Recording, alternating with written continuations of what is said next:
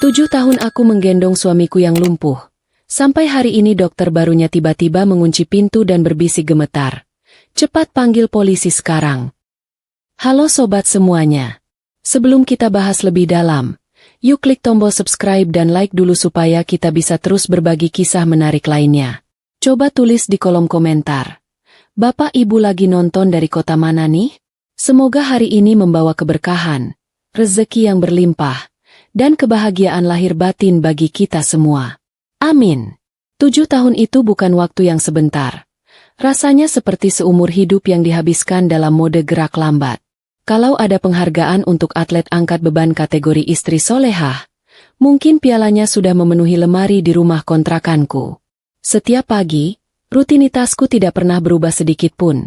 Dimulai dari mengangkat tubuh Mas Panji yang kaku dari tempat tidur, memandikannya, menyuapinya, sampai mendudukannya di kursi roda.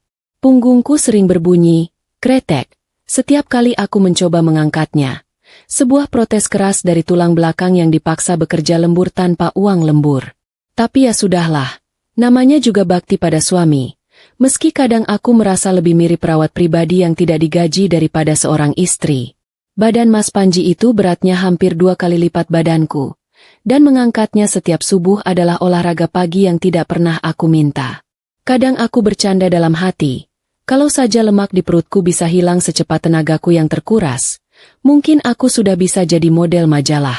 Mas Panji sendiri orangnya pendiam sejak kecelakaan itu. Lebih banyak menatap kosong ke jendela atau menonton televisi dengan tatapan nanar. Dia tidak banyak menuntut, tidak banyak bicara, hanya sesekali menangis sambil memegang tanganku. Meminta maaf karena merasa jadi beban. Momen-momen itulah yang membuat rasa capekku hilang seketika, berganti dengan rasa iba yang meluap-luap. Siapa yang tega melihat lelaki gagah yang dulunya pengusaha sukses, kini tidak berdaya seperti bayi besar? Mobil butut peninggalan bapakku terbatuk-batuk saat aku memarkirnya di halaman rumah sakit daerah pagi ini. Hari ini adalah jadwal pemeriksaan rutin tahunan Mas Panji. Sebuah agenda wajib yang selalu bikin dompetku menangis darah. Kami harus pindah ke rumah sakit umum ini karena dokter spesialis saraf langganan kami yang lama, Dr. Haryo, sudah pensiun bulan lalu. Katanya beliau mau menikmati masa tua dengan memancing ikan di kampung, meninggalkan kami para pasiennya yang harus beradaptasi lagi dengan dokter baru. Jujur saja, aku agak malas bertemu dokter baru. Biasanya mereka banyak tanya dan menyuruh tes ini itu yang biayanya bikin pusing kepala. Rumah sakit daerah selalu punya aroma khas. Campuran antara bau obat pel lantai yang menyengat dan aroma minyak kayu putih dari para penunggu pasien. Antreannya jangan ditanya. Panjangnya sudah seperti ular naga yang mau melilit gedung. Aku duduk di ruang tunggu sambil mengipasi Mas Panji dengan brosur kesehatan yang aku ambil di meja pendaftaran. Orang-orang melihat kami dengan tatapan kasihan. Tatapan yang sudah menjadi makananku sehari-hari selama 7 tahun terakhir. Ada seorang ibu di sebelahku yang berbisik-bisik pada anaknya sambil menunjuk kursi roda Mas Panji.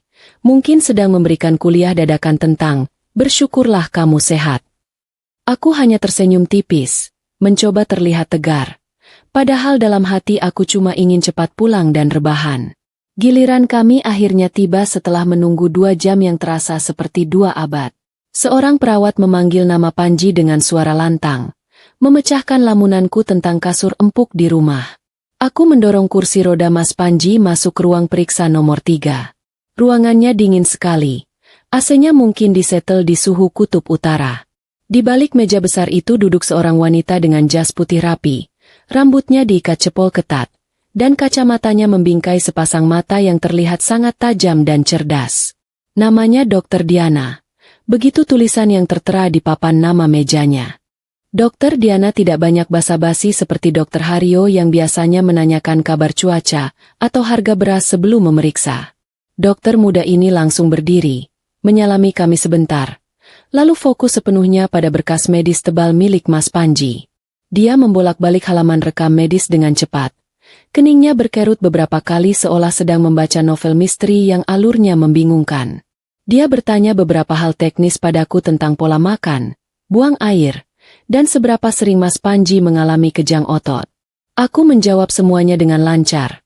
Maklum saja, aku sudah hafal luar kepala semua detail tubuh suaminya melebihi detail tubuhku sendiri. Pemeriksaan fisik pun dimulai. Dan disinilah keanehan itu mulai terasa, setidaknya bagi Dokter Diana.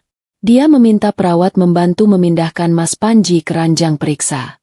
Dokter Diana memeriksa kaki Mas Panji dengan sangat teliti. Jauh lebih teliti dari dokter manapun yang pernah kami temui. Dia menekan betis, memutar pergelangan kaki, dan meraba paha Mas Panji dengan wajah serius. Tidak ada senyum ramah, hanya konsentrasi penuh. Lalu, dia merogoh saku jasnya dan mengeluarkan sebuah palu karet kecil. Alat standar untuk mengecek refleks lutut. Dokter Diana mengetukkan palu itu ke lutut kanan Mas Panji. Tuh, kaki itu diam, tidak bergerak sedikit pun, persis seperti mayat. Itu hal yang wajar, kan? Mas Panji kan lumpuh total. Tapi Dokter Diana tidak terlihat puas. Dia mengetuk lagi, kali ini di lutut kiri. Tuh, hening, tidak ada gerakan. Mas Panji hanya menatap langit-langit ruangan dengan mulut sedikit terbuka, ekspresi kosong andalannya. Namun, aku melihat sesuatu yang ganjil. Dokter Diana tidak melihat ke arah kaki yang diketuk. Matanya justru terpaku pada paha bagian atas Mas Panji. Wajah dokter itu tiba-tiba berubah pucat, seolah baru saja melihat hantu lewat di siang bolong. Tangannya yang memegang palu karet terlihat sedikit gemetar sebelum dia buru-buru memasukkannya kembali ke saku. Suasana di ruangan itu tiba-tiba berubah drastis, menjadi tegang dan mencekam tanpa alasan yang jelas. Dokter Diana mundur selangkah menjauhi ranjang periksa. Dia menarik napas panjang, mencoba menormalkan ekspresinya yang tadi sempat terlihat panik. Dia menoleh ke arah perawat pria yang berdiri di sudut ruangan. Mas Budi, panggilnya dengan suara yang terdengar agak dipaksakan tenang. Tolong bawa Pak Panji ke ruang laboratorium sekarang juga. Saya butuh sampel darah lengkap dan röntgen ulang. Cepat ya, antrean lab sedang sepi kalau jam segini. Perawat itu tampak bingung sebentar karena setahuku tidak ada jadwal cek darah hari ini. Tapi dia menurut saja perintah atasannya. Aku sudah bersiap mau ikut mendorong kursi roda. Tapi Dokter Diana mengangkat tangannya menahanku. Ibu Naila tunggu di sini sebentar ya. Katanya cepat. Ada beberapa administrasi data pasien lama yang harus kita perbarui. Mumpung bapaknya sedang diperiksa. Biar perawat saja yang mengantar. Aku menurut. Berpikir mungkin ada masalah dengan BPJS atau data asuransi yang memang sering bikin ribet. Aku duduk kembali di kursi depan meja dokter sambil melihat punggung Mas Panji yang didorong keluar ruangan. Pintu tertutup dan suara kursi roda Mas Panji menjauh di lorong rumah sakit. Begitu suara roda itu hilang, Dokter Diana melakukan hal yang sangat aneh. Dia berjalan setengah berlari menuju pintu, lalu memutar kunci dengan gerakan cepat. Klik. Suara kunci pintu itu terdengar sangat keras di ruangan yang sunyi. Jantungku langsung berdegup kencang. Kenapa pintunya harus dikunci? Apa aku punya penyakit menular? Atau jangan-jangan Mas Panji sakit parah dan umurnya tidak lama lagi? Pikiran buruk mulai menari-nari di kepalaku. Aku memegang tas tanganku erat-erat, siap mendengar kabar terburuk. Dokter Diana berbalik menghadapku, dan saat itulah aku melihat ketakutan murni di matanya. Wajahnya bukan lagi wajah dokter yang tegas dan berwibawa, melainkan wajah seseorang yang sedang terancam bahaya. Dia berjalan mendekatiku, mengabaikan meja kerjanya, dan langsung duduk di kursi sebelahku, sangat dekat sampai aku bisa mencium aroma sabun cuci tangannya. Dia mencengkeram lengan atasku dengan kuat. Tangannya dingin dan gemetar hebat. Aku mau membuka mulut untuk bertanya ada apa. Tapi dia menempelkan jari telunjuknya di bibir, menyuruhku diam. Dia menatap lurus ke mataku. Napasnya memburu. Lalu, dengan suara berbisik yang nyaris tak terdengar tapi sangat jelas menusuk telinga, dia berkata kalimat yang meruntuhkan duniaku. Ibu Naila, dengarkan saya baik-baik. Jangan teriak. Jangan panik, dan tolong jangan lihat ke arah pintu. Cepat ambil ponsel ibu pelan-pelan. Panggil polisi sekarang juga. Suami ibu dia tidak lumpuh. Dia sangat berbahaya. Suara bisikan Dokter Diana tadi seperti petir yang menyambar di siang bolong, membuat isi kepalaku berantakan seketika. Polisi? Berbahaya? Kata-kata itu berputar-putar di otakku. Bertabrakan dengan memori 7 tahun terakhir yang sudah aku bangun dengan susah payah. Rasanya tidak masuk akal. Mana mungkin suamiku yang bahkan tidak bisa mengusir nyamuk di pipinya sendiri dianggap berbahaya? Pikiranku melayang mundur, terseret arus waktu ke masa lalu, ke titik di mana semua mimpi buruk indah ini bermula. Malam itu hujan turun deras sekali, seolah langit sedang menumpahkan seluruh kesedihannya ke bumi. 7 tahun lalu, telepon rumah berdering tengah malam, membawa kabar yang meruntuhkan duniaku dalam hitungan detik. Mobil yang dikendarai Mas Panji dan rekan bisnisnya, Pak Handoko, terperosok ke dalam jurang di jalur pegunungan yang licin. Pak Handoko meninggal di tempat, sementara Mas Panji selamat. Sebuah keajaiban yang saat itu aku syukuri setengah mati. Tapi keajaiban itu datang dengan harga mahal. Dokter bilang tulang belakang Mas Panji hancur, sarafnya putus, dan dia tidak akan pernah bisa berjalan lagi. Saat itu, aku menangis memeluk kakinya yang kaku, berjanji pada Tuhan dan diriku sendiri bahwa aku akan menjadi kakinya seumur hidup. Hari-hari pertamaku sebagai perawat dadakan adalah neraka dunia yang dibungkus dengan label pengabdian istri. Mengurus bayi besar seberat 80 kg itu ternyata jauh lebih berat daripada ikut lomba tarik tambang tingkat kelurahan. Bayangkan saja, setiap kali mau mandi, aku harus memborong semua sisa tenagaku untuk mengangkatnya dari kasur ke kursi roda, lalu dari kursi roda ke kloset. Awalnya, pinggangku rasanya mau patah setiap hari. Koyo cabe sudah jadi aksesoris wajib yang menempel di punggungku. Tapi lama-kelamaan, otot lenganku jadi kencang sendiri tanpa perlu bayar mahal ke pusat kebugaran. Kalau ada preman pasar yang macam-macam, mungkin aku bisa piting lehernya cuma pakai satu tangan. Harta benda kami perlahan-lahan menguap seperti embun terkena matahari pagi. Mas Panji dulu pengusaha sukses, kami punya segalanya. Tapi biaya pengobatan dan terapi yang tidak ada habisnya memaksa kami turun kasta. Mobil dijual. Perhiasan warisan ibuku masuk pegadaian dan tidak pernah ditebus lagi. Bahkan rumah mewah kami harus diganti dengan kontrakan petak yang atapnya bocor kalau hujan deras. Dari yang tadinya, ibu bos, yang tinggal tunjuk jari, aku berubah jadi tukang jahit keliling dan penerima pesanan kue. Tidak ada lagi liburan keluar kota. Hiburan kami cuma mendengarkan radio tua atau menonton siaran ulang sinetron di televisi tabung yang warnanya kadang jadi ungu semua. Mas Panji sendiri adalah aktor drama paling berbakat yang pernah aku kenal. Setidaknya itulah yang aku pikirkan sekarang setelah mendengar ucapan dokter tadi. Dulu, aku melihatnya sebagai sosok malaikat yang terluka. Dia tidak pernah marah-marah atau melempar barang seperti cerita suami stroke tetangga sebelah. Justru sebaliknya, dia memainkan peran suami tahu diri dengan sangat sempurna. Seringkali di tengah malam, aku terbangun karena suara sesenggukan. Mas Panji sedang menangis dalam gelap, dan saat aku tanya kenapa, dia akan menjawab dengan suara serak. Maafkan aku ya, Nai. Aku cuma sampah. Tinggalkan saja aku. Cari laki-laki lain yang bisa membahagiakanmu. Kalimat itu, tinggalkan saja aku, adalah mantra sihir paling ampuh untuk mengikat kakiku agar tidak kemana-mana. Mana mungkin ada istri yang tega meninggalkan suami yang sedang merasa dirinya tidak berharga? Hatiku luluh lantak setiap mendengarnya. Aku akan memeluk kepalanya, ikut menangis, dan meyakinkan dia bahwa aku tidak akan pergi. Aku merasa menjadi pahlawan kesiangan dalam hidupnya. Padahal, kalau dipikir-pikir lagi sekarang, itu adalah cara licik dia untuk memastikan aku tetap menjadi pelayan gratisnya.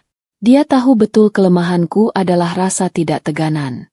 Dia menjeratku bukan dengan rantai besi, tapi dengan rantai rasa bersalah. Pernah satu kali, aku sakit demam tinggi sampai menggigil hebat. Rasanya tulang-tulangku seperti dipukuli palu godam. Seharusnya aku yang dirawat, tapi karena di rumah cuma ada kami berdua, aku tetap harus bangun subuh. Dengan kepala pusing yang berputar-putar seperti gasing, aku merangkak turun dari kasur lipatku di lantai. Aku harus mengganti perlak ompol Mas Panji dan menyuapinya bubur. Tanganku gemetar hebat saat menyendokkan makanan ke mulutnya. Saat itu aku sangat haus. Kerongkonganku kering seperti gurun pasir. Tapi gelas air di meja terlalu jauh untuk kujangkau dalam kondisiku yang lemah. Mas Panji hanya diam menatapku yang terengah-engah di lantai. Dia tidak berusaha sedikit pun untuk setidaknya menggeser gelas itu dengan tangannya. Karena katanya tangannya juga lemah. Dia membiarkan istrinya yang sedang sakit parah merangkak-rangkak seperti pengemis hanya untuk meneguk air putih. Sementara dia duduk nyaman di atas kasur empuk yang bersih. Waktu itu aku berpikir, kasihan Mas Panji, pasti dia sedih melihatku begini tapi tidak bisa bantu. Bodoh, betapa bodohnya aku. Sekarang aku sadar, tatapan matanya waktu itu bukan tatapan sedih, tapi tatapan dingin seseorang yang sedang menonton pertunjukan sirkus. Dia menikmati melihatku menderita demi dirinya. 7 tahun usiaku habis dimakan oleh rutinitas melayani raja tanpa mahkota ini. Teman-temanku di luar sana sibuk pamer foto liburan, arisan, atau mengantar anak sekolah. Sementara prestasiku hanyalah berhasil mengangkat Mas Panji tanpa membuat pinggangku encok. Wajahku yang dulu kencang kini mulai dihiasi kerutan halus karena kurang tidur dan banyak pikiran. Tanganku kasar penuh bekas tusukan jarum jahit dan luka bakar kena loyang kue. Aku menukar kecantikan dan masa mudaku demi merawatnya.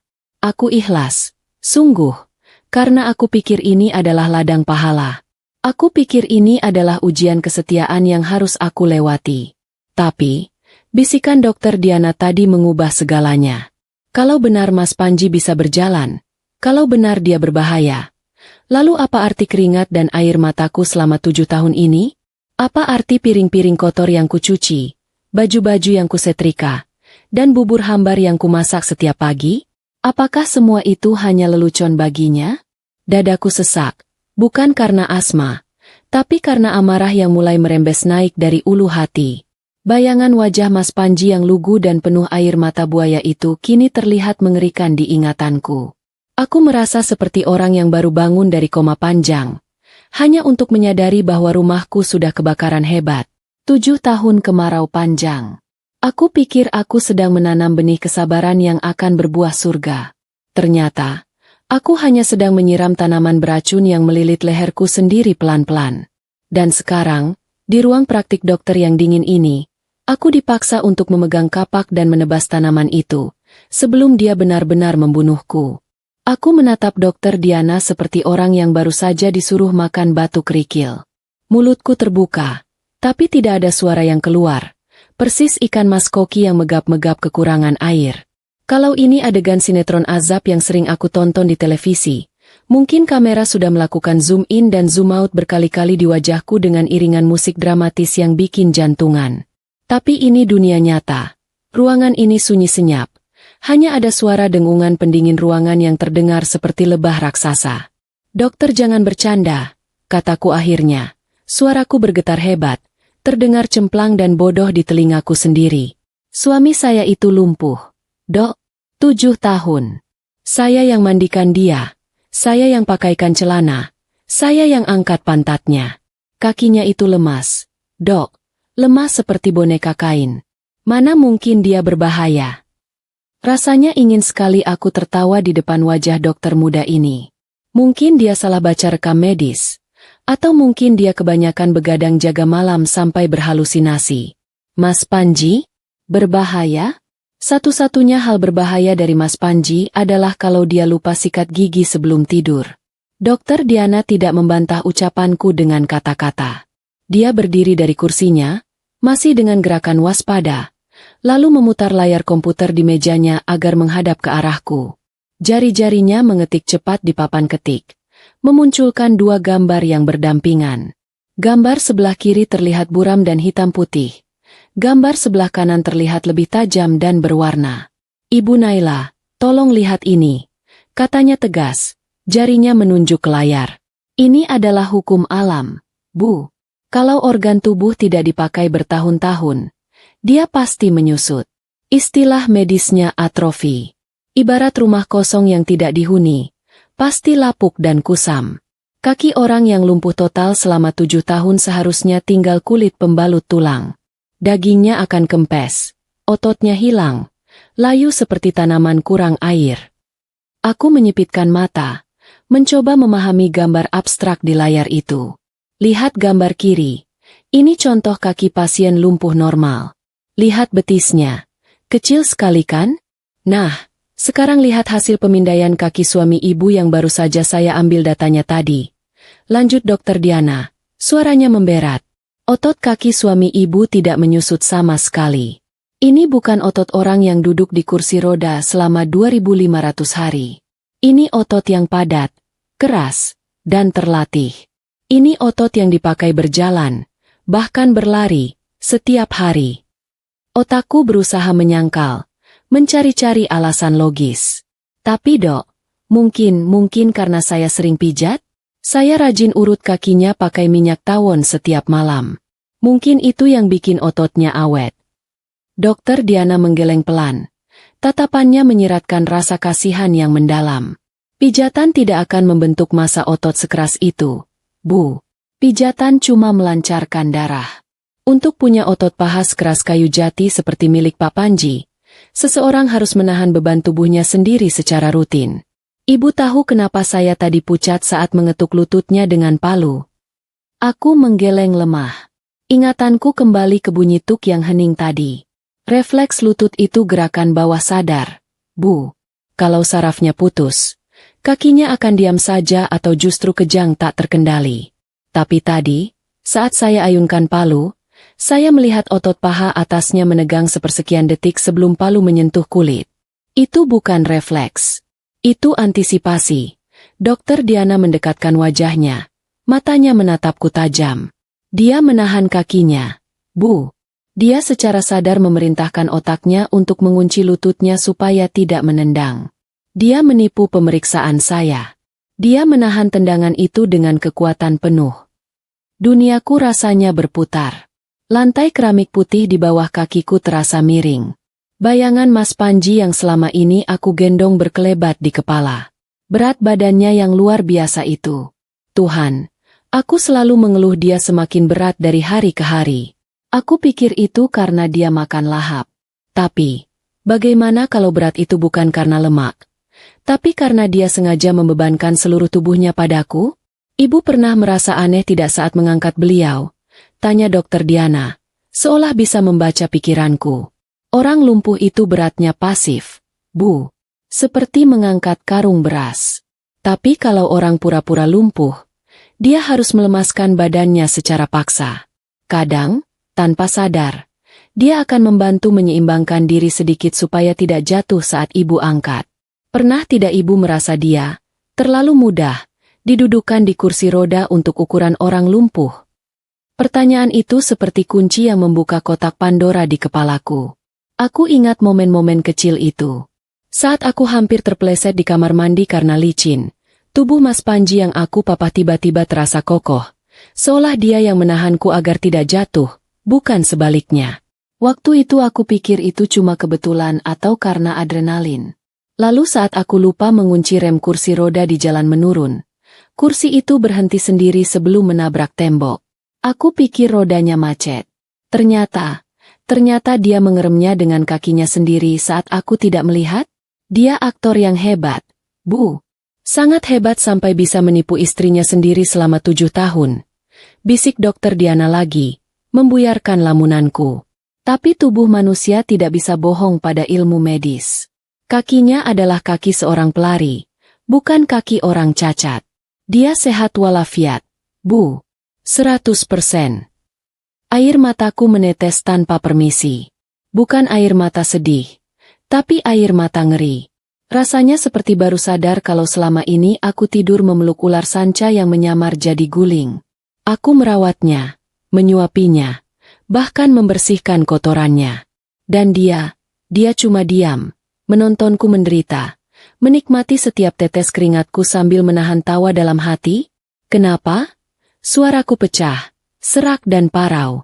Kenapa dia melakukan ini, Dok? Kalau dia sehat, kenapa dia mau hidup di kursi roda? Kenapa dia mau diperlakukan seperti bayi? Dokter Diana menghela napas panjang.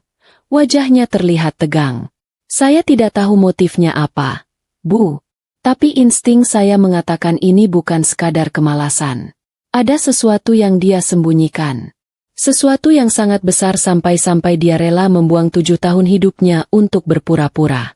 Orang yang mampu bersandiwara sengeri ini, pasti punya rencana jahat yang matang. Tiba-tiba, gagang pintu ruangan dokter bergerak-gerak. Seseorang mencoba membukanya dari luar. Klek! Klek! Jantungku melompat ke tenggorokan. Dok, pintunya macet ya? Itu suara perawat yang tadi membawa Mas Panji. Atau jangan-jangan Mas Panji sudah kembali? Dokter Diana mencengkeram tanganku lebih erat. Kukunya menancap di kulitku. Sekarang, Bu, desisnya cepat. Ambil ponsel Ibu. Telepon polisi. Bilang ada situasi darurat di Rumah Sakit Umum Ruang Poli Saraf. Jangan keluar dari ruangan ini sampai polisi datang. Saya akan menahan pintu. Dengan tangan gemetar hebat. Saking gemetarnya sampai ponselku hampir jatuh 2 kali. Aku merogoh tas. Layar ponsel menyala, menampilkan foto latar belakang kami berdua. Aku yang tersenyum lebar sambil memeluk leher Mas Panji di kursi rodanya. Foto yang dulu aku anggap lambang cinta sejati, sekarang terlihat seperti foto korban dan pemangsanya. Aku menekan tombol panggilan darurat 110. Nada sambung berbunyi. Ut, ut. Di luar pintu, suara gedoran mulai terdengar pelan tapi menuntut. Dokter Diana? Ini saya, Budi. Pak Panji sudah selesai ambil darah. Tapi dia memaksa mau masuk sekarang. Dia mulai marah-marah. Dok. Mataku membelalak menatap Dokter Diana. Marah-marah? Mas Panji tidak pernah marah. Mas Panji yang aku kenal adalah pria paling sabar sedunia. Topengnya mulai retak. Halo, polisi? Ucapku lirih begitu panggilan tersambung. Air mata mengalir deras di pipiku. Tolong saya, Pak. Suami saya ternyata bukan suami saya. Kalimatku kacau. Tapi itulah satu-satunya hal yang masuk akal saat ini. Pria di luar pintu sana bukan suamiku. Dia adalah orang asing yang menumpang di tubuh suamiku selama 7 tahun. Dan sekarang, dia ingin masuk. Gagang pintu ruangan itu masih bergerak-gerak kasar. Naik turun seperti sedang dipaksa masuk oleh penagih utang yang kehabisan kesabaran. Setiap bunyi klek-klek dari logam yang beradu itu membuat jantungku serasa mau copot dan menggelinding di lantai. Di luar sana, lelaki yang selama 7 tahun ini aku suapi bubur. Aku bersihkan kotorannya. Dan aku ajak bicara seperti bayi besar, sedang berusaha mendobrak masuk. Bedanya, kali ini aku tahu dia bukan bayi. Dia adalah monster yang menyamar jadi bayi. Dan topeng bayinya baru saja retak. Polisi datang tidak seperti di film-film aksi yang sering ditonton tetangga sebelah. Tidak ada sirene meraung-raung atau pintu yang didobrak sambil teriak, angkat tangan. Mereka datang sunyi sekali. Menyusup lewat pintu samping klinik yang biasanya dipakai jalur sampah medis. Tiba-tiba saja, ponsel Dokter Diana bergetar di atas meja. Dia membaca pesan singkat itu, lalu menghela napas panjang, bahunya yang tegang sedikit turun. Mereka sudah mengamankan koridor. Bu, bisiknya padaku. Ada 5 petugas berpakaian preman di luar. Suami ibu, atau siapapun dia, sudah dijauhkan dari pintu ini. Rasanya aneh sekali. Semenit yang lalu aku merasa seperti tikus yang terpojok. Sekarang aku merasa hampa. Dokter Diana membantuku berdiri dan menuntunku duduk di sofa pojok ruangan. Memberiku segelas air mineral gelas. Tanganku masih gemetar hebat sampai air itu tumpah sedikit membasahi rok gamisku. Minum dulu, Bu. Tarik napas. Ibu aman di sini. Katanya lembut. Tapi kata, aman. Itu rasanya jauh sekali. Tubuhku mungkin aman, tapi isi kepalaku rasanya seperti baru saja dilewati angin puting beliung. Saat itulah, ketika adrenalin perlahan surut, kenyataan pahit itu mulai merayap naik dan mencekik leherku. Aku menatap pantulan wajahku di cermin wastafel ruangan dokter. Wajah itu terlihat bodoh. Sangat bodoh. Selama 7 tahun, aku mengira diriku adalah istri paling setia. Calon penghuni surga jalur VIP karena kesabaran merawat suami. Ternyata, aku hanyalah boneka. Ya, boneka mainan. Tahu kan boneka yang bisa diganti-ganti bajunya, ditekuk tangannya, dan didudukan sesuka hati pemiliknya? Itulah aku. Mas Panji adalah anak nakal yang memainkanku. Dan dia bosan setengah mati tapi tetap memainkanku karena itu menyenangkan baginya. Memoriku berputar mundur lagi. Kali ini bukan dengan rasa rindu, tapi dengan rasa jijik yang luar biasa. Aku ingat betapa seringnya aku mengganti baju di depannya di dalam kamar kontrakan kami yang sempit. Aku ingat sering hanya memakai handuk sehabis mandi, berjalan santai di depannya karena aku pikir, "Ah, Mas Panji kan tidak mengerti apa-apa, syahwatnya juga sudah mati karena lumpuh." Ya Tuhan, rasanya aku ingin muntah sekarang. Selama ini, dia melihatku. Dia menatapku bukan dengan pandangan kosong orang sakit, tapi dengan mata laki-laki dewasa yang sehat. Dia menontonku telanjang bulat, menontonku berpakaian, menontonku tidur dengan mulut terbuka, semuanya. Dia menikmati pertunjukan gratis itu setiap hari sambil berpura-pura mati rasa. Rasa jijik itu makin menjadi-jadi saat aku teringat momen-momen aku menangis di pangkuannya. Dulu, kalau aku capek sekali sehabis keliling mengantar jahitan, aku sering bersimpuh di dekat kursi rodanya, membenamkan wajahku di pahanya yang kaku, dan menangis terseduh-seduh. Aku menumpahkan semua keluh kesahku, betapa beratnya hidup, betapa capeknya aku. Dan dia cuma diam. Kadang mengelus kepalaku pelan dengan tangan yang sengaja dilemahkan. Dulu aku pikir itu ulusan kasih sayang. Sekarang aku sadar, itu mungkin ulusan rasa menang. Dia pasti tertawa dalam hati. Lihat wanita bodoh ini, dia banting tulang buat aku, padahal aku bisa berdiri dan pergi kapan saja. Ada satu ingatan yang paling menyakitkan. Ingatan yang membuat darahku mendidih sampai ke ubun-ubun. Sekitar 2 tahun lalu, aku kena tipus parah.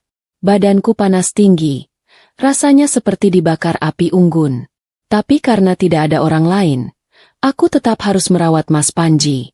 Waktu itu, aku haus sekali. Tapi galon air ada di dapur dan aku tidak kuat berdiri. Aku merangkak. Benar-benar merangkak di lantai semen yang dingin. Menyeret tubuhku sendiri sambil mengerang kesakitan cuma buat ambil minum. Mas Panji duduk di kursi rodanya. Hanya berjarak 2 meter dariku. Dia melihatku merangkak. Dia melihat istrinya nyaris pingsan di lantai. Dan dia tidak melakukan apa-apa. Dia bisa saja berdiri, mengambilkan air, lalu duduk lagi. Tidak akan ada yang tahu. Tapi dia memilih untuk menonton. Dia membiarkan aku menderita. Dia membiarkan aku merangkak di kakinya seperti hewan melata. Kekejaman macam apa itu? Setan saja mungkin minder melihat kelakuan suamiku. Itu bukan cuma sandiwara. Itu penyiksaan psikologis. Dia menikmati rasa berkuasa melihat orang lain hancur demi dirinya. Dia merasa jadi Tuhan kecil di rumah kontrakan kami yang kumuh. Bu Naila. Suara dokter Diana menyadarkanku dari lamunan mengerikan itu. Polisi ingin masuk. Mereka mau bicara dengan ibu. Bapak Panji sudah dibawa ke ruang keamanan di lantai bawah, karena tadi sempat mengamuk dan mencoba memukul perawat. Aku mengangguk pelan. Rasanya leherku kaku sekali. Pintu ruangan terbuka, dan seorang pria tegap berseragam polisi masuk diikuti 2 orang berpakaian preman. Wajah mereka serius. Tidak ada senyum ramah tamah ala polisi di spanduk pinggir jalan. Selamat siang, Bu Naila. Saya Komisaris Polisi Darmawan, kata pria berseragam itu. Suaranya berat dan berwibawa. Kami perlu ibu ikut kami ke kantor sebentar untuk memberikan keterangan. Tapi sebelum itu, ada hal penting yang harus ibu tahu tentang suami ibu, atau lebih tepatnya, pria yang mengaku sebagai Panji ini. Aku menatap polisi itu bingung. Mengaku sebagai Panji? Maksud bapak apa? Dia memang Panji, suami saya. Buku nikah kami asli, Pak. Komisaris Darmawan saling pandang dengan Dokter Diana. Lalu dia mengeluarkan sebuah map merah dari tas kerjanya. Identitasnya memang Panji, Bu. Tapi riwayat hidupnya yang dia ceritakan pada ibu selama ini, itu yang palsu. Kecelakaan 7 tahun lalu itu bukan kecelakaan biasa. Duniaku yang tadi sudah retak, kini hancur berkeping-keping menjadi debu. Ternyata, kejutan hari ini belum selesai. Mas Panji bukan hanya penipu yang pura-pura lumpuh. Ada monster yang lebih besar lagi yang bersembunyi di balik selimut lusuh suami lumpuhku itu. Dan hari ini, monster itu akhirnya keluar dari sarangnya. Map merah di atas meja dokter itu terlihat tidak berbahaya. Sekilas mirip buku rapot anak sekolah dasar yang isinya nilai matematika merah semua. Tapi saat Komisaris Darmawan membukanya, rasanya seperti ada tangan tak terlihat yang menampar wajahku bolak-balik. Di dalamnya bukan nilai ulangan, Tapi lembaran-lembaran foto hitam putih yang buram, potongan koran lama yang kertasnya sudah menguning, dan laporan polisi yang diketik dengan mesin tik zaman dulu. Bau kertas tua menyeruak, bercampur dengan bau ketakutan yang mulai merembes dari pori-pori kulitku. "Ibu Naila," kata Pak Darmawan. Suaranya tenang tapi setiap katanya berbobot tontonan. "Selama ini ibu tahunya suami ibu adalah korban kecelakaan tunggal karena remblong, betul?" Itu adalah cerita yang dikarang Panji dan berhasil menipu kami semua selama 7 tahun. Tapi bulan lalu, kami menangkap montir bengkel ilegal di luar kota yang sedang mabuk. Dia mengoceh tentang pekerjaan besar, 7 tahun lalu, memotong kabel rem mobil mewah demi bayaran besar. Dari situ, kami membuka kembali kasus ini. Fakta itu menghantamku telak di ulu hati. Remblong itu bukan takdir Tuhan, tapi pesanan setan. Aku ingat betul hari pemakaman Pak Handoko, rekan bisnis Mas Panji yang meninggal di kecelakaan itu. Aku ingat Mas Panji menangis histeris di kursi rodanya, memeluk nisan sahabatnya sambil meraung-raung minta maaf karena dia yang selamat. Semua orang yang melayat ikut menangis, memuji betapa lembutnya hati Mas Panji. Ternyata, itu bukan tangisan sedih. Itu mungkin tangisan lega, atau malah tangisan aktor yang sedang mendalami peran demi piala citra. Dia membunuh sahabatnya sendiri.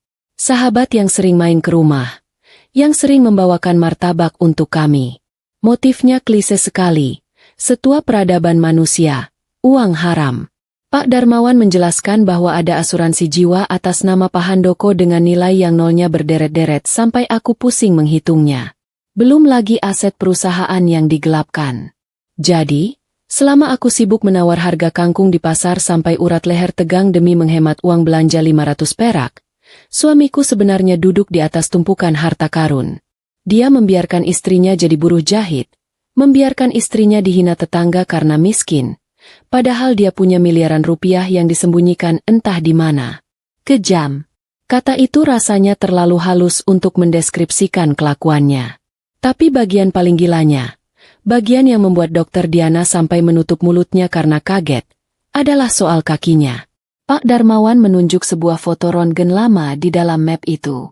Dia memang patah tulang, Bu. Tapi bukan karena kecelakaan itu sendiri. Jelas Pak Darmawan, jarinya menelusuri garis patahan di foto tulang. Tim forensik kami menduga, dia mematahkan kakinya sendiri beberapa saat sebelum atau sesudah mobil itu masuk jurang. Dia menghantamkan benda tumpul ke kakinya sendiri dengan sengaja. Tujuannya? Agar cederanya terlihat meyakinkan. Agar dia punya alasan untuk lumpuh. Dia butuh alibi yang sempurna untuk menghindari penjara. Siapa yang tega memenjarakan orang lumpuh yang baru saja lolos dari maut? Gila. Benar-benar gila. Orang normal kalau kena pisau cukur sedikit saja sudah teriak-teriak minta plester. Mas Panji dengan sadar menghancurkan kakinya sendiri demi skenario jahatnya. Itu level dedikasi yang mengerikan.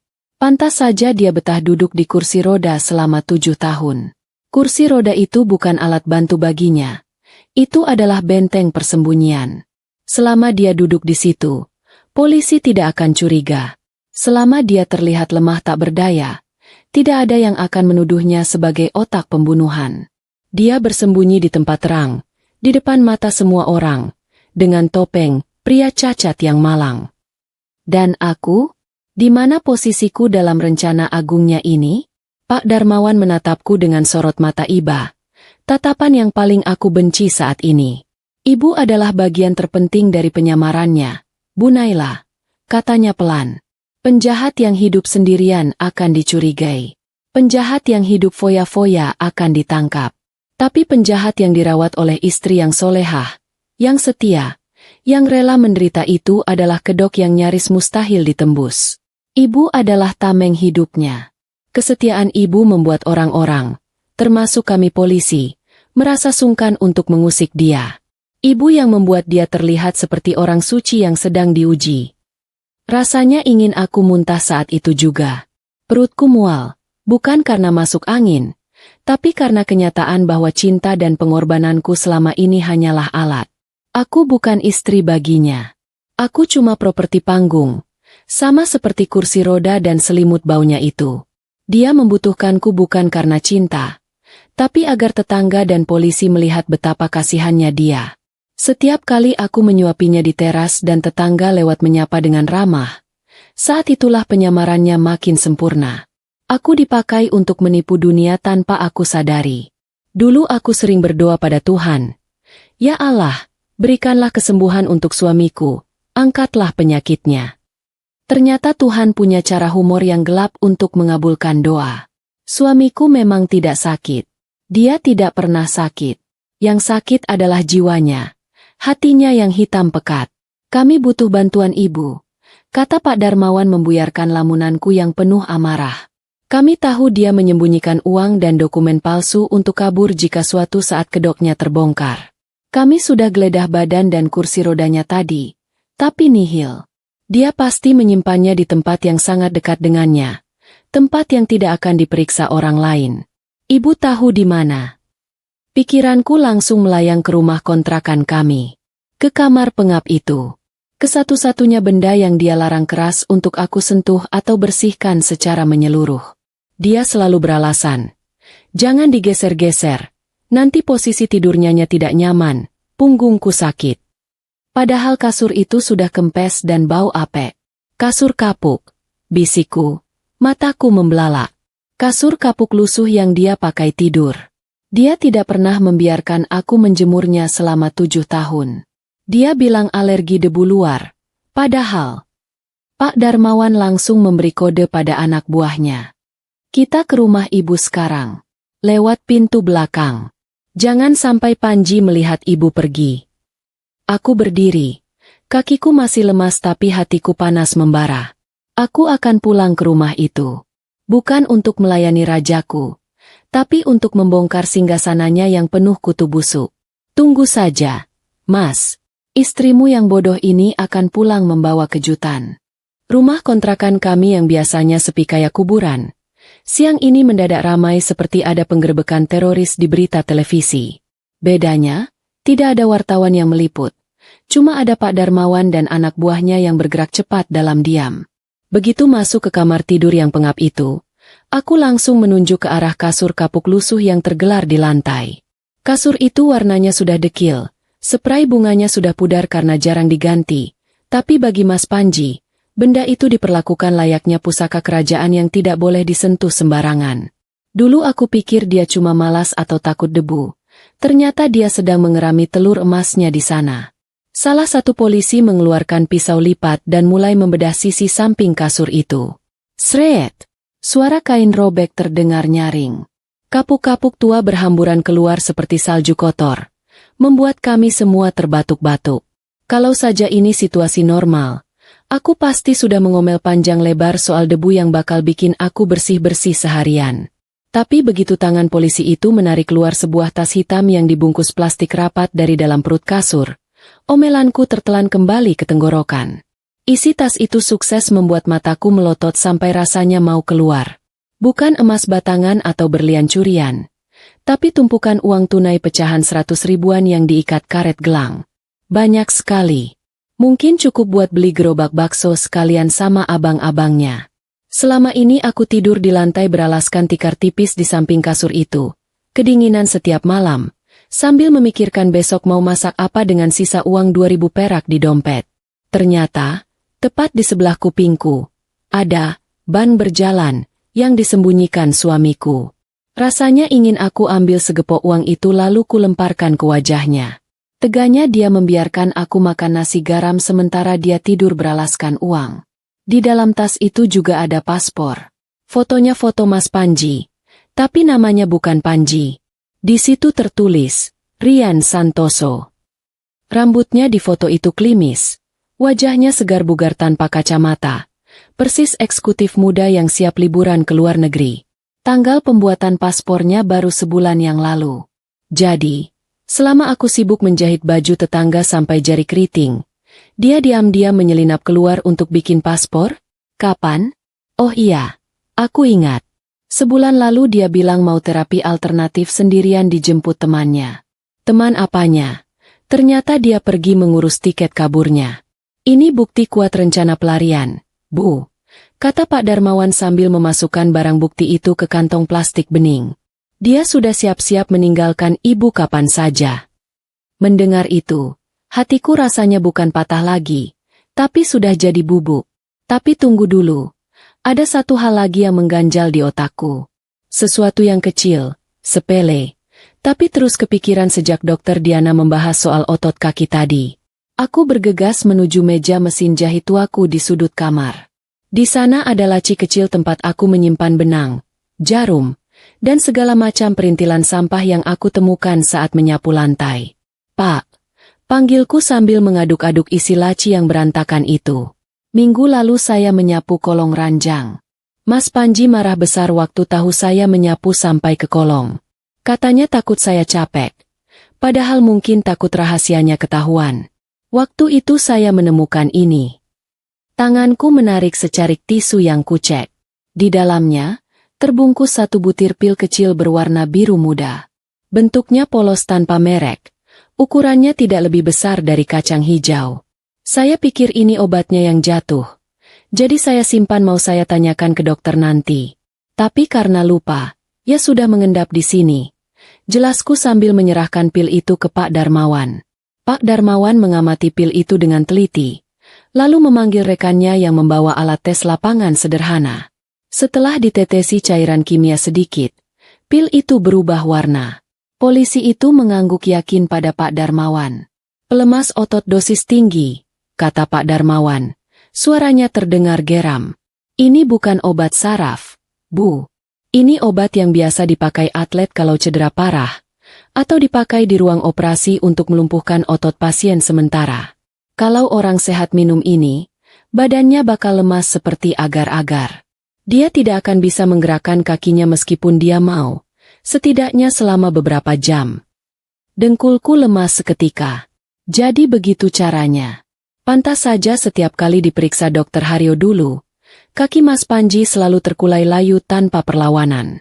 Pantas saja dia selalu minta minum vitamin, khusus 1 jam sebelum berangkat ke rumah sakit.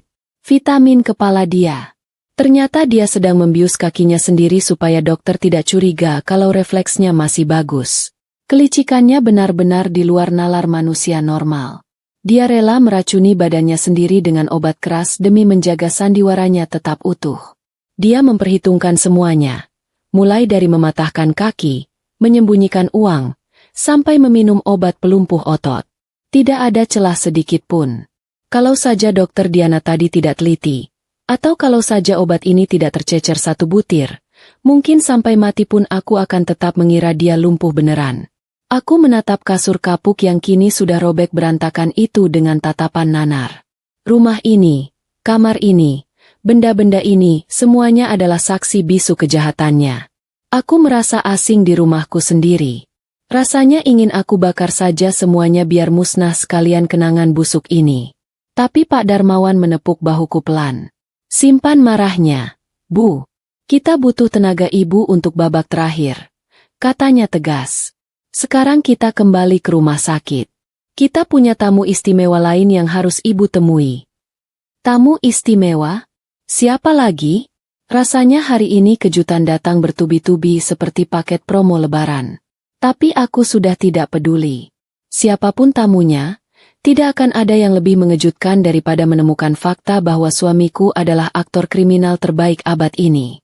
Aku mengangguk mantap, siap menghadapi babak selanjutnya. Ayo kita selesaikan drama murahan ini. Kalau ada kompetisi menebak nasib buruk, mungkin aku sudah juara 1 tingkat nasional hari ini. Belum kering air mataku menangisi kelakuan suami. Sekarang aku harus berhadapan dengan hantu masa lalu yang lain. Kami kembali ke ruang keamanan rumah sakit, tempat di mana Pak Darmawan bilang ada tamu istimewa yang menunggu. Di sana, duduk di kursi lipat besi dengan anggunnya, ada seorang wanita muda. Cantik, wangi, kulitnya putih mulus seperti tidak pernah kena debu jalanan, dan pakaiannya aduh, harga bajunya mungkin bisa buat bayar kontrakan aku setahun. Aku kenal wanita ini. Sangat kenal. Dia adalah sosok yang selama 2 tahun terakhir sering muncul di kehidupan kami bak malaikat penolong. Namanya Mbak Dinda. Dia mengaku dari yayasan sosial yang peduli pada penyandang cacat. Setiap bulan, dia datang membawa amplop berisi uang santunan dan sembako mahal.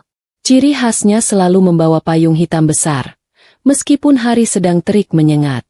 Tapi jujur saja, setiap kali dia datang ke rumah kontrakan, hatiku panas. Bukan panas karena cuaca, tapi panas karena cemburu. Bayangkan saja, setiap Mbak Dinda datang, Mas Panji yang biasanya diam kayak patung, mendadak jadi sumringah. Dia akan merapikan rambutnya, tersenyum manis, dan bicara dengan nada lembut yang dibuat-buat. Aku sering memergoki Mas Panji menatap Mbak Dinda dengan tatapan memuja. Dalam hati kecilku yang penuh prasangka, aku curiga. Jangan-jangan ini selingkuhan Mas Panji? Jangan-jangan paspor palsu itu dibuat untuk kabur sama wanita kinclong ini? Melihat aku masuk, Mbak Dinda berdiri. Aku langsung pasang kuda-kuda, siap melabrak. Mumpung ada polisi, sekalian saja aku bongkar aib perselingkuhan ini. Oh, jadi ini alasan Mas Panji mau kabur. Tembakku langsung tanpa basa-basi, suaraku tajam. Mbak Dinda ini pacar gelapnya, kan? Paspor itu buat liburan berdua sama Mbak, kan? Tega ya, Mbak. Saya banting tulang merawat dia. Mbak tinggal terima bersihnya saja. Ruangan itu hening seketika. Pak Darmawan terlihat kaget. Tapi Mbak Dinda tidak marah. Dia justru menatapku dengan mata berkaca-kaca. Tatapan yang penuh rasa sakit, bukan tatapan pelakor yang tertangkap basah. Dia berjalan mendekatiku. Aroma parfum mahalnya menyeruak. Kontras sekali dengan bau minyak tawon yang menempel di bajuku. Bu Naila. Suaranya bergetar. Saya bukan pacarnya. Mas Panji itu, dia pembunuh ayah saya. Mulutku yang tadinya mau menyemburkan omelan jilid dua langsung terkunci rapat. Hah? Pembunuh ayah? Pak Darmawan berdehem, menengahi situasi canggung itu. Bu Naila, perkenalkan nama asli beliau bukan Dinda dari yayasan. Beliau adalah Adinda Handoko, putri tunggal dari almarhum Pak Handoko, korban kecelakaan 7 tahun lalu. Lututku lemas lagi untuk kesekian kalinya hari ini. Rasanya aku butuh kursi roda Mas Panji sekarang saking seringnya lemas. Pak Handoko, rekan bisnis yang meninggal itu? Mbak Dinda, atau Adinda, mengambil tanganku dan menggenggamnya erat. Tangannya dingin. 7 tahun lalu, saya masih kuliah saat ayah saya meninggal. Polisi menutup kasusnya sebagai kecelakaan murni. Tapi saya tidak pernah percaya. Bu, ayah saya pengemudi yang sangat hati-hati, dan mobil itu baru diservis. Saya tahu ada yang tidak beres. Apalagi setelah melihat Panji selamat tanpa lecet berarti selain kakinya yang patah. Dia menarik napas panjang, menahan emosi. Saya menyewa detektif swasta.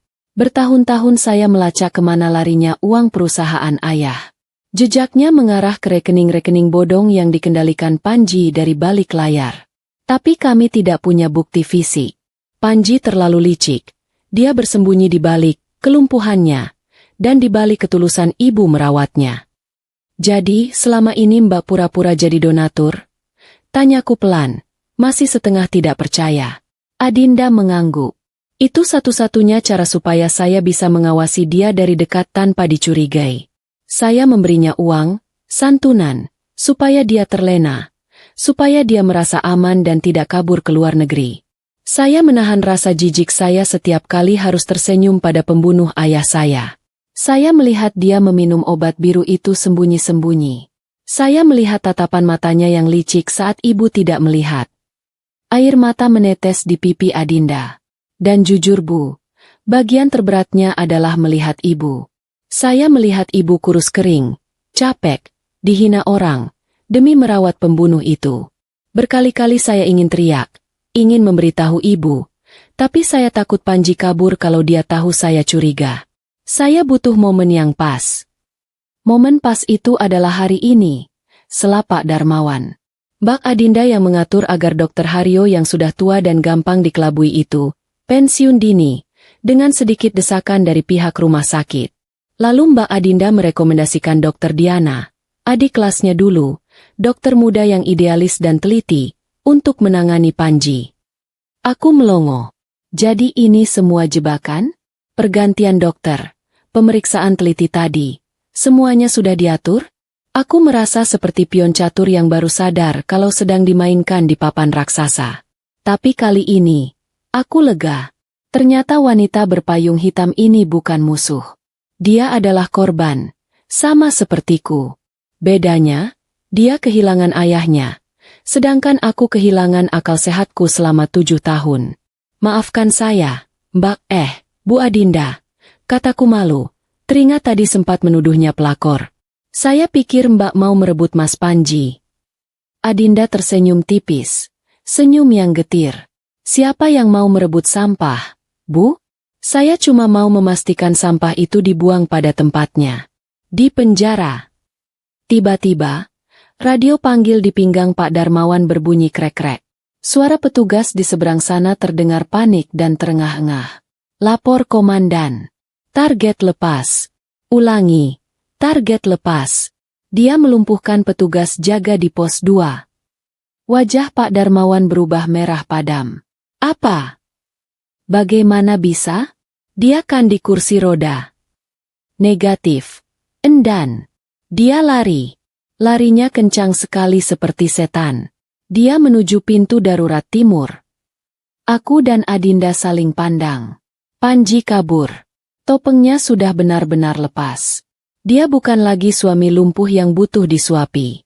Dia sekarang adalah buronan yang lari kencang dengan kaki sehatnya, meninggalkan kami para wanita yang sudah dia hancurkan hidupnya. Ayo, Bu, teriak Adinda menarik tanganku. Kita lihat wajah aslinya. Kita lihat bagaimana dia berlari meninggalkan kebohongannya. Tanpa pikir panjang, aku berlari mengikuti mereka. Kali ini, aku tidak akan merangkak. Aku akan mengejarnya. Aku ingin melihat dengan mata kepalaku sendiri, seberapa gagah suamiku itu saat lari dari dosa-dosanya.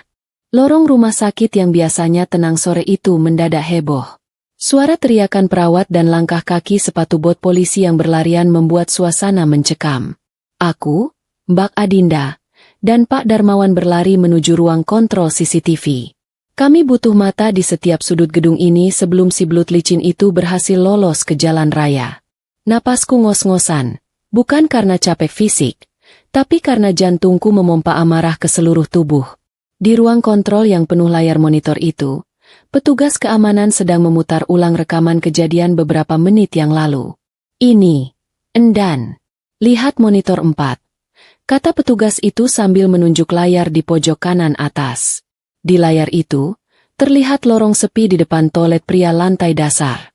Di sana ada Mas Panji duduk di kursi rodanya, sendirian.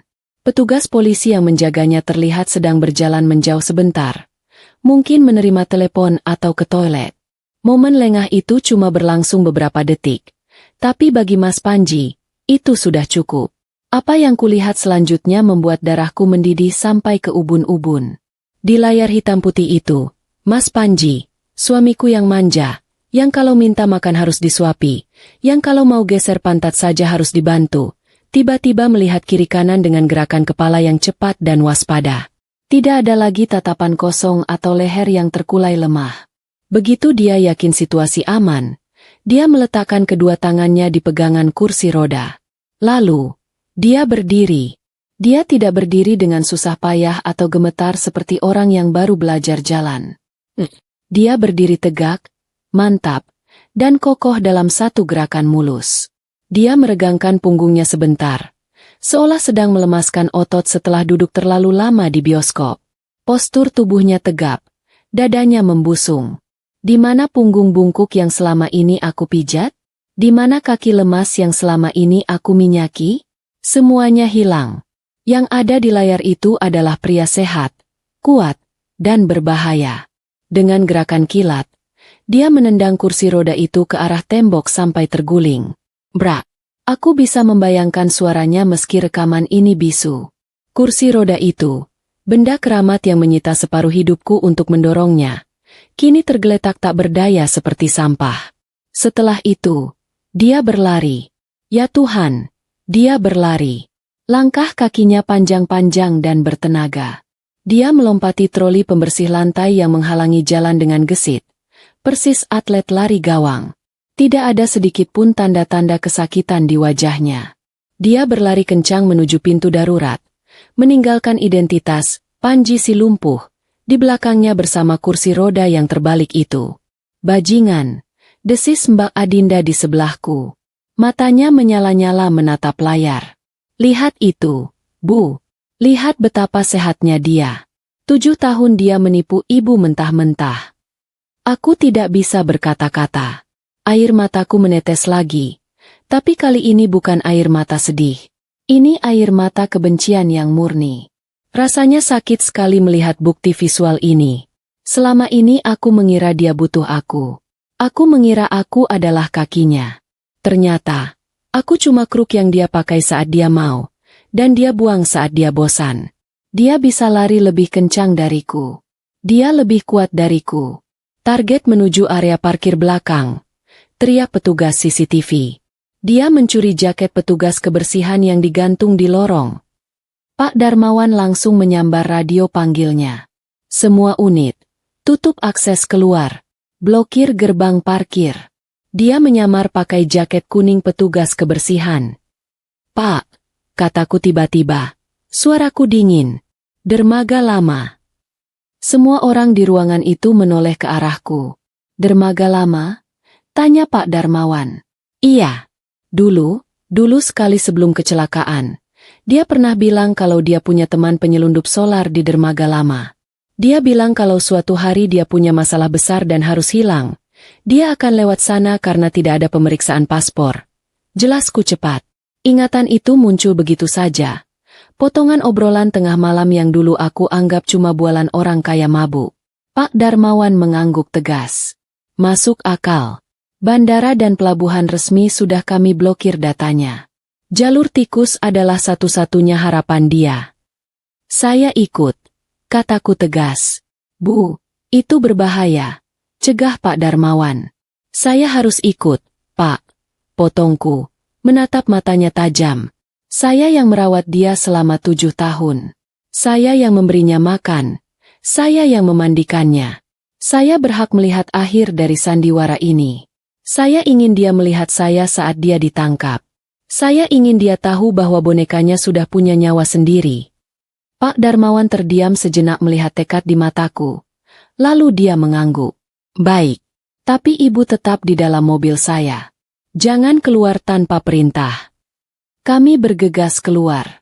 Di kepalaku sekarang hanya ada satu tujuan. Aku ingin melihat wajah Mas Panji saat dia sadar bahwa akting terbaiknya pun tidak bisa menyelamatkannya dari karma. Panggung sandiwaranya sudah runtuh. Mas, sekarang waktunya menghadapi penonton yang marah. Langit sore sudah berubah menjadi ungu pekat saat mobil polisi yang kami tumpangi melaju kencang membelah jalanan pelabuhan yang berdebu. Dermaga lama adalah tempat yang suram, penuh dengan bangkai kapal berkarat dan tumpukan peti kemas raksasa yang disusun seperti labirin raksasa. Bau amis laut bercampur aroma solar yang menyengat menusuk hidung begitu aku menurunkan kaca jendela sedikit. Disinilah panggung terakhir Mas Panji akan digelar. Dari kejauhan, lampu sorot polisi sudah menyapu area dermaga yang gelap. Dan di sana, di ujung dermaga beton yang menjorok ke laut, terlihat sosok laki-laki berlari terhuyung-huyung. Itu dia. Masih memakai jaket kuning curian yang kebesaran, Mas Panji berusaha mencapai sebuah kapal nelayan kecil yang mesinnya sudah menderu-deru menunggu penumpang gelapnya. Menyerah. Panji. Kamu sudah terkepung. Suara Pak Darmawan menggema lewat pengeras suara mobil. Mas Panji berhenti. Dia melihat ke belakang, ke arah barisan mobil polisi yang memblokir jalan keluar.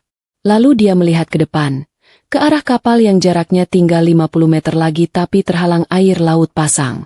Jalur dermaga kayu menuju kapal itu sudah lapuk dan putus.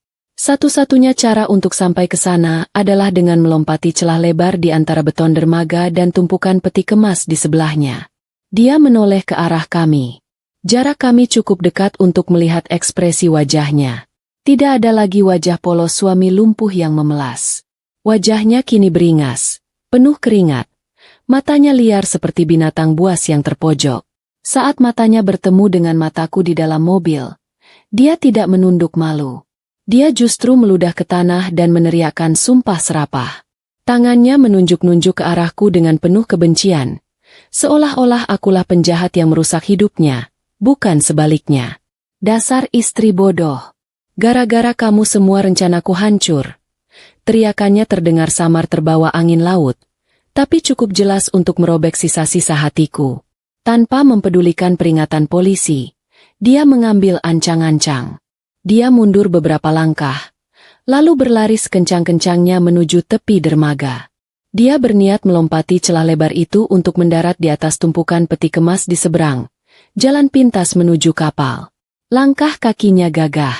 Otot-otot kaki yang selama ini dia sembunyikan di balik selimut bekerja maksimal, mendorong tubuhnya melesat ke depan. Aku menahan napas. 7 tahun aku merawat kaki itu, memijatnya, menjaganya agar tetap hangat, dan sekarang kaki itu dia pakai untuk lari meninggalkanku. Dia melompat. Tubuhnya melayang di udara. Lompatan yang tinggi dan jauh. Lompatan seorang yang sangat percaya diri dengan kekuatannya. Tapi, kepercayaan diri berlebihan seringkali jadi racun. Saat kakinya mendarat di tepi peti kemas besi di seberang, sesuatu terjadi. Besi itu basah dan licin kena cipratan ombak pasang. Sepatu bot curian yang dia pakai tidak punya cengkeraman yang bagus. Sret! Kaki kanannya terpeleset. Keseimbangannya hilang seketika. Dia berusaha menggapai pinggiran peti kemas dengan tangannya, tapi jari-jarinya gagal mencengkeram besi yang licin berlumut itu. Tubuhnya tergelincir jatuh ke dalam celah sempit antara dermaga beton dan dinding peti kemas. Arg! Teriakannya memecah keheningan malam, disusul suara benturan yang mengerikan. Krak! Itu bukan suara benda jatuh ke air. Itu suara tulang yang menghantam beton pemecah ombak di bawah sana dengan keras. Suara yang bikin ngilu sampai ke gigi.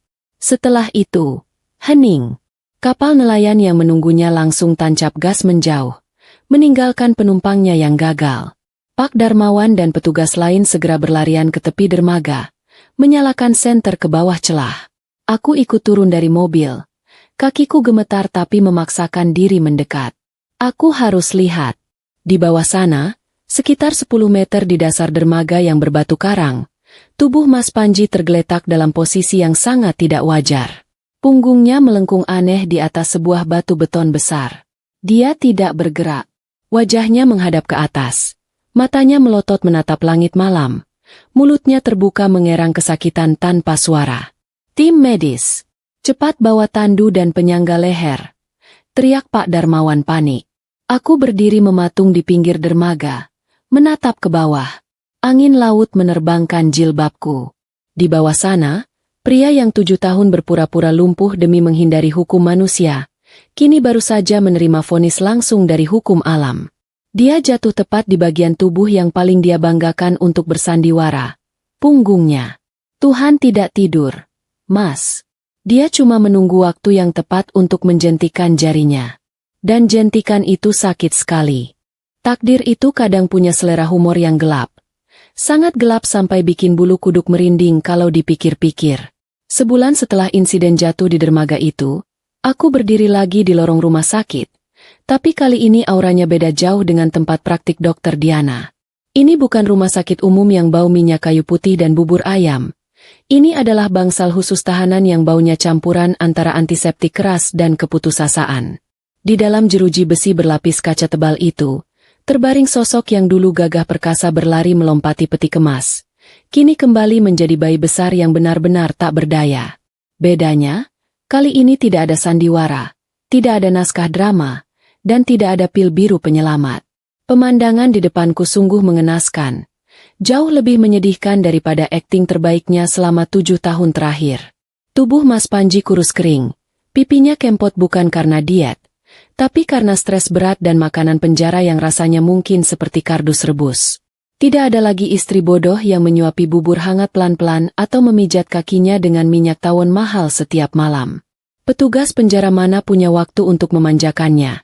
Kalau dia buang air di celana, ya dia harus betah berlama-lama, berteman, dengan baunya sendiri sampai jadwal ganti penjaga tiba.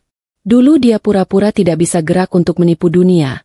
Sekarang dia memohon pada dunia supaya bisa menggerakkan jari kakinya sedikit saja, tapi tubuhnya sudah mogok total. Dokter Diana bilang tulang belakangnya hancur lebur. Saraf utamanya putus permanen akibat menghantam beton pemecah ombak. Vonisnya mutlak. Kelumpuhan total dari leher ke bawah seumur hidup. Lucu sekali kan? Dia menghabiskan 7 tahun berpura-pura lumpuh pinggang ke bawah. Dan Tuhan, berbaik hati, memberinya bonus kelumpuhan sampai ke leher. Sekarang dia benar-benar terjebak di dalam tubuhnya sendiri. Sebuah penjara daging yang tidak punya kunci cadangan. Dia bisa melihat, bisa mendengar, bisa bicara, tapi tidak bisa berbuat apa-apa selain menatap langit-langit penjara yang kusam. Begitu dia melihatku masuk ruang rawatnya, matanya langsung berair. Kali ini air mata murni dari rasa takut yang amat sangat, bukan air mata buaya. Suaranya serak dan parau saat memanggil namaku. Memohon-mohon persis pengemis yang kelaparan. Dia bilang dia minta maaf. Dia bilang dia hilaf. Dan kalimat andalannya keluar lagi dari mulutnya. Naila, tolong rawat aku. Cuma kamu yang mengerti aku. Cuma kamu yang bisa bikin aku nyaman. Jangan tinggalkan aku sama petugas kasar ini. Rupanya dia masih berharap aku punya hati malaikat yang mau menampung iblis tobat. Dia lupa kalau malaikat pun bisa mengajukan pensiun dini kalau sayapnya dipatahkan terus-terusan. Aku berjalan mendekat ke sisi ranjangnya, menatap wajah yang dulu kucintai setengah mati itu dengan perasaan hampa, sedatar tembok di belakangnya. Tidak ada rasa benci yang meledak-ledak lagi. Yang tersisa cuma rasa kasihan melihat makhluk menyedihkan ini. Aku menunduk sedikit, mendekatkan wajahku ke telinganya. Ingin membisikkan kalimat perpisahan yang sudah kusun rapi di kepala sejak malam penggerbekan itu. Kalimat penutup untuk buku cerita kami yang sudah tamat. Mas, dengerin aku baik-baik ya. Bisikku pelan tapi tajam. 7 tahun aku merawat kamu dengan tulus saat kamu sehat walafiat. Aku sudah kasih pelayanan bintang 5 buat tubuh kamu yang gagah itu. Jadi sekarang, saat kamu beneran sakit dan butuh bantuan, anggap saja kuota merawatku sudah habis. Saldonya 0. Kamu sudah pakai jatahmu di muka. Wajahnya pucat pasi. Mulutnya menganga tak percaya mendengar kata-kataku. Mungkin dia pikir aku akan luluh melihat kondisinya. Maaf mas, stok kebodohanku sudah ludes kamu ambil semua. Tidak ada sisa buat hari ini. Tanpa menunggu balasan darinya, aku memutar badan dan berjalan keluar pintu besi itu. Langkahku terasa ringan sekali. Seolah beban bertonton baru saja diangkat dari pundakku. Di belakangku, terdengar raungan panjang Mas Panji, teriakan frustrasi dari orang yang sadar kalau dia bakal sendirian selamanya dengan dosa-dosanya.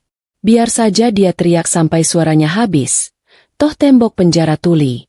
Di luar gedung, matahari bersinar cerah banget, hangat menerpa wajahku yang sudah lama mendung.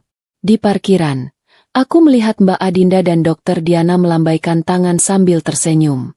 Aku membalas senyum mereka, benar-benar tersenyum lepas untuk pertama kalinya setelah sekian lama. Sandiwara 7 musim sudah selesai, tirai sudah ditutup, dan aku bukan lagi figuran di panggung orang lain. Sekarang, aku sutradara untuk hidupku sendiri.